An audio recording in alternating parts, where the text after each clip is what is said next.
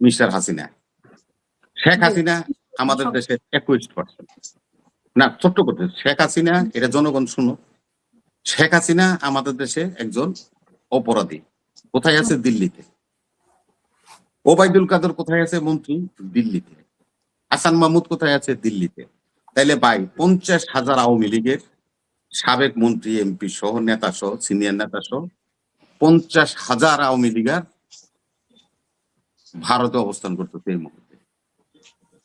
তাহলে এই 50,000 আর হাদি হত্যাকারী হলো 3 জন গ্রেপ্তার হয়েছে। এই 3 জন, 50,000 3 জন। আপনি চিঠি দেন, বাইলেটারালি বলেন আমাদেরকে, আপনি এদেরকে আমাদের কাছে দিয়ে দিবেন, আমরা আপনাকে ধন্যবাদ দেবো, সেলিউট দিব।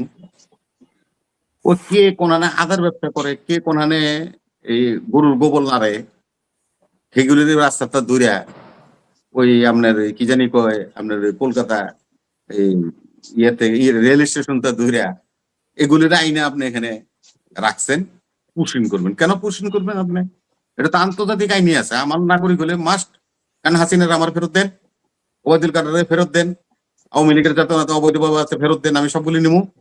আমরা যদি না নিতে চাই তখন আপনি আমাদের বিরুদ্ধে অ্যাকশন নেবেন, আন্তর্জাতিক ভাবে আমাদের বিরুদ্ধে বিচার দিবেন, আমাদের কোনো আপত্তি নেই। কিন্তু আপনি তা করবেন না। যে কথাটা নিজামের কথাটা শাহিন ভাই বলছে, যে যেভাবে ইসলামী ব্যাংকের সামনে এই যে কি জানি কয় উদ্যোক্তা না কি জানি এরা সেজা ডেলি ডেলি এই আন্দোলন করতেছে, তো এই পুশিং হচ্ছে বর্ডারে, এখানে তো কেউই যাচ্ছে না, ঠেকানোর জন্য যাচ্ছে না। ইসলামী ব্যাংকে তারা আছে, আন্দোলন সংগ্রাম করতেছে, টাকা পয়সা লুটপাট করানোর ধান্দা করতেছে, কিন্তু তারা ভারত বিরোধী সব। ওরে বাবার, ভারতের বেলায় কথা কোন ওনাদেরকে বট বাহিনী দেখেন না, এমন আমাদের কি যে কমেন্ট করতেছে। এই বট বাহিনী ভারত বিরুদ্ধে যেই সমস্ত আলাপ আলোচনা করে, কে রে বাবা, এখন এই যে গাইবান্ধা সীমান্তে যে পুশিন হইতেছে, হাজার হাজার পুশিন করার জন্য চেষ্টা করতেছে, পাটগ্রামে করতে চাইতেছে, হাতিবান্ধাতে করতে চাইতেছে। হ্যাঁ, আমাদের এখানে একটা মেসেজ আছে, আতিনুর ভাই এবং শাহিন ভাই দুজন। আমাদের মেসেজটা হলো, আমাদের দলের চেয়ারম্যান অলরেডি একটা নির্দেশ প্রদান করছে, আমাদের জেলা, যে সীমান্ত জেলা, জেলা, উপজেলা, ইউনিয়ন পর্যন্ত আমাদের নেতৃবৃন্দদেরকে অলরেডি মেসেজ দিয়ে দেওয়া হয়েছে যে তোমরা আমাদের বিজিবির সাথে থেকে, বর্ডার গার্ডের সাথে থেকে পুশিং করার সময় তোমরা তাদেরকে সহযোগিতা করবে এবং জড়ো হবে, কোনো অবস্থাতে যেন ভারতীয় নাগরিক বাংলাদেশে পুশিং না হইতে পারে। এটা আমাদের দলীয় সিদ্ধান্ত। রাষ্ট্রের সিদ্ধান্ত তো আছে বিজিবি, সেটা তো রাষ্ট্রের প্রধানমন্ত্রী তারেক রহমান, সেটা উনি বলবো, কিন্তু আমার দলেরটা আমি বললাম, আমার দলেরও একটা বিষয় এখানে আছে। এই জন্য, হ্যাঁ, এই জন্য আমি বলছি যে কালী মন্দির, কি জানি রাম মন্দির, আসেন ভাই একটু ছোট্ট করে শেষ করে দেয়। রাম মন্দির, আমার কথা হলো রামের যে জন্মস্থান অযোধ্যায়, শাহিন ভাই আর হাসিনুর ভাই কন্ত দিই, এখানে কোন রামের মন্দির আছে? আমাকে মসজিদ ভাঙ্গা এখন এটা একটা ঘর মন্দির বানাইতেছে, এটার ভিতরে, ঘরের ভিতরে। এই অযোধ্যার রাস্তার উপরে তো অন্তপক্ষে 4,000-5,000 মিটার উঁচা রামের মন্দির থাকা উচিত, কারণ অযোধ্যায় তার জন্ম রামের। তো রামের জন্মস্থানে এরকম থাকবে না? যেরকম লেলিনের মূর্তি আছে, শেখ মুজিবের আছিল, ওই চুয়েল্লাইয়ের আছিল, তো এরকম মূর্তি থাকবো না রামের? সারা ভারতে ঘুরে কোনো জায়গায় বাইনোকুলার লাগাইয়া দেখেন তো কোথাও একটা রামের এরকম রাস্তার উপরে মূর্তি আছে কিনা।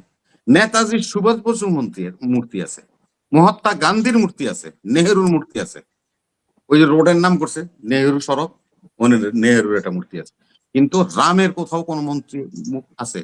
বাংলাদেশে আছে। কোথায়? ওই গাইবান্ধাতে। ওখানকার এমপি কে? জামাত ইসলামের। এত বড় ভারত বিদ্বেষী দলের উনি একজন এমপি, উনার চোখের সামনে 3 মাস ধরে বেড়ারা এই রড সিমেন্ট দিয়ে যেটা বানাইতেছে, উনি কি প্রতিবাদ করছে? সেখানে বিক্ষোভ করছে? সেখানে গেছে? সরকারের কাছে কোনো আবেদন করছে? টোটাল জামাত ইসলাম সারা বাংলাদেশে, তারাও কোথায়? এই এই আমাকে বিদ্যুতের দাম বাড়ছে কই, তো ওই যে খাড়ায় জায়গা, ওই যে দক্ষিণ গেটে বাইতুল মোকাররম, কই রামের মন্দির হইতেছে, এত বড় মন্দির 4,000 ফুট উঁচু, এটা ঢাকাতেও প্রায় মনে দেখা যাইব। তো সেটার লেগে তো আপনারা কোনো প্রতিবাদ করলেন না। সারা ইসলামী দলগুলি ভারতের বিরুদ্ধে চিল্লান, এই দেব দেবতার বিরুদ্ধে ওয়াজ করে ভাত খান।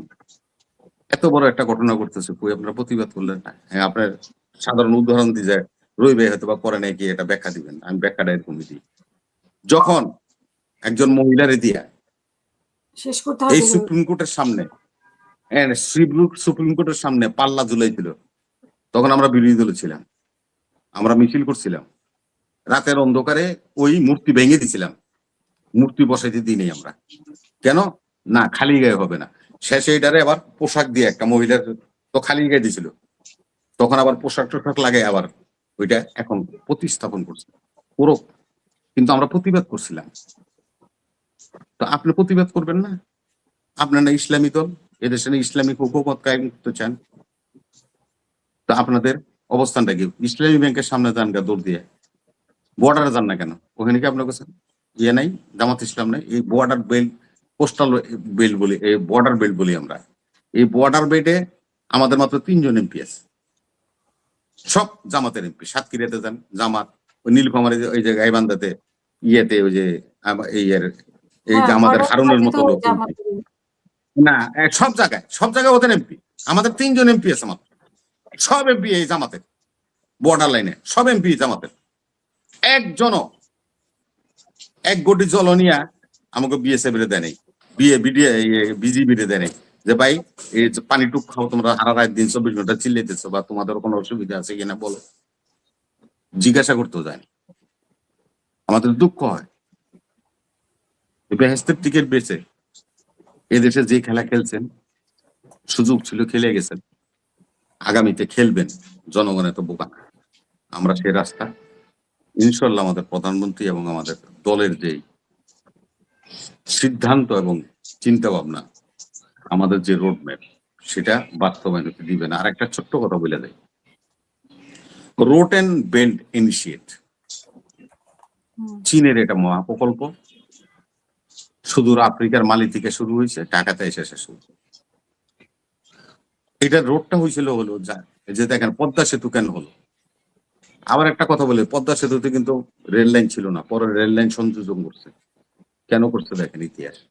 এটা বেনাবল দিয়ে ঢুকাইয়া মুন্সিগঞ্জ হইয়া নারায়ণগঞ্জ হইয়া এটা চলে যাবে হলো সিলেট জকিগঞ্জ, জকিগঞ্জ দিয়ে এই রোড ঢুকবে আসামে, আসাম থেকে মণিপুর, ত্রিপুরা, অরুণাচল হয়ে যাবে হলো চীনে।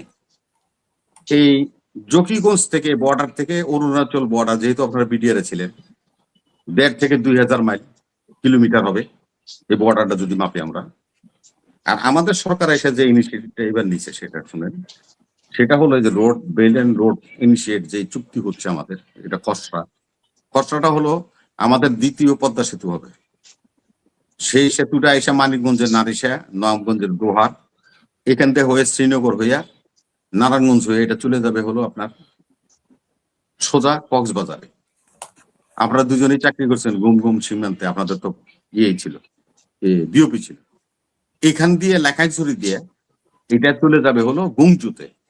তার মানে 120 কিলোমিটার ডিস্টেন্স, গঞ্জু আর গুম নাকাইনচুরি 120 কিলোমিটার বর্ডার, 120 কিলোমিটার দিয়ে যাবে। চীন দিয়ে কি আপনি ব্যাক করবেছে? এই 16,000 মাইল দূরে দিয়ে আইয়া আপনার লোক রোড অ্যান্ড বেল্ট ইনিশিয়েট করবে, তার মানে আমরা 7 রাত জুড়ে আমরা রাস্তা বানাই দিব। চীন এত বড় ব্যাকল, যার কারণে চীন তখন এই প্রজেক্টটা করে নেই। এই প্রজেক্টটা এখন হাতে নিছে। এখন আমাদের এই কক্সবাজার হয়ে নাকাইচুরি দিয়া, এই গুমগুম সীমান্ত দিয়া আমাদের গুমচুতে চলে যাবে 120 কিলোমিটার, যেখানে আমাদের কক্সবাজারে ট্রেনও চলে যাবে, আমাদের রোডও চলে যাবে। ধন্যবাদ আপনাদের সকল।